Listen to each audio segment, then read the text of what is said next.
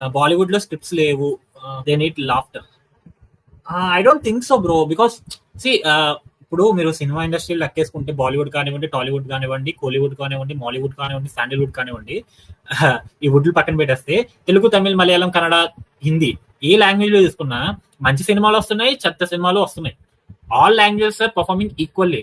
వెరస్ మీరు కంపేర్ చేసుకుంటే హిందీ సినిమాలు మనకి ఎక్కువ ఇక్కడ ఇంపాక్ట్ చూపించవు. అక్కడ వచ్చే మంచి సినిమాలు ఏవి వాళ్ళు మనకి తీసుకొచ్చి చూపించరు.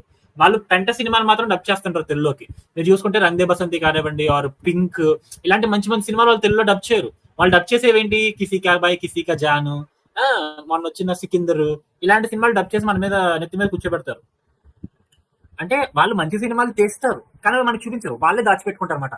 హిందీలో చూపిస్తే సరిపోతుందని ఫీలింగ్ లో ఉంటారు. మన చావా ఒకటే కానివ్వండి, ఆర్ ఇది కేసరి చాప్టర్ 2 కానివ్వండి, ఎందుకు మన వచ్చిన బెంగాల్ ఫైల్స్, ఇవేవి తెలుగులో రాలేదు ముందు. తర్వాత తెలుగు వాళ్ళు డిమాండ్ చేస్తే చావా అండ్ కేసరి సినిమాలు డబ్ చేశారు మన రానా గారు తీసుకొని, వాటిని డబ్ చేయించారు తెలుగులోని.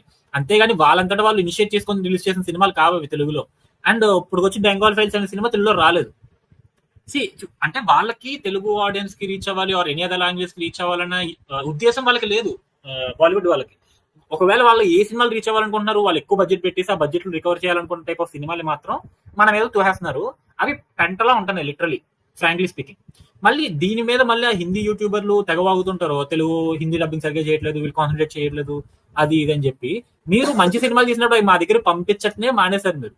మేము ఏదో మీ ముందు తీసుకొస్తున్నాం, మీరు అది కూడా చేయట్లేదు కదా, చెత్త తీసుకొచ్చి మా మీద పెడుతున్నారు మీరు లిటరలీ. మరి దానికి ఏమనాలి? కరెక్టే కదా, పాయింటే కదా. హిపోక్రేట్ గా మాట్లాడకండి. అఫ్ కోర్స్ హిందీ డబ్బు ప్రాపర్ గా అవ్వట్లేదు, ఇష్యూస్ ఉంటున్నాయి అనే విషయాలు ఒప్పుకుంటాను. We need to improve that, దాన్ని ఇంకా బెటర్ చేయాలి. కానీ మీరు లిటరలీ ఓన్లీ చెత్త మాత్రమే తీసుకొచ్చి మాకు డబ్ చేస్తున్నప్పుడు మేము ఎలా ఫీల్ అవ్వాలి? That's my point your honour. వాళ్ళ పరిస్థితి నాకు అర్థం కాదు. బికాజ్ అక్షయ్ కుమార్ గారు రీసెంట్ టైమ్ లో చూసుకుంటే కొన్ని మంచి సినిమాలు చేశారు, అవి కమర్షియల్ ఆడలేదు బేసికల్లీ. సో అందుకని హీస్ బికమింగ్ డెస్పరేట్ అనిపిస్తుంది నాకు. హిట్ కొట్టాలి అలాగే అని చెప్పి డెస్పరేట్ అయిపోతున్నారు మన ఫీలింగ్ వస్తుంది నాకు. బికాస్ కేల్మే అండ్ కేసరి చాప్టర్ 2 మంచి సినిమాలు, మంచి హిట్ అవ్వాల్సిన సినిమాలు, బట్ అవ్వలేదు. బట్ హౌస్ఫుల్ 5 ఒక పెంట సినిమా వచ్చింది మొన్న, లిటరలీ పెంటది, చాలా పెంటగా ఉంది సినిమా. చూసాను నేను. దరిద్రం కొట్టి 2 సినిమాలుగా రిలీజ్ చేశారు, 2 క్లైమాక్స్ అని చెప్పి 2 సినిమాలుగా రిలీజ్ చేశారు.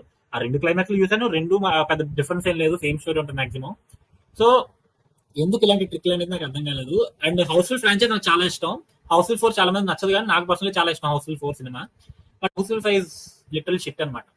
సో మరి ఇప్పుడైనా హిట్ కొడతారేమో ఈ సినిమాతో, చూడాలి. Let's see.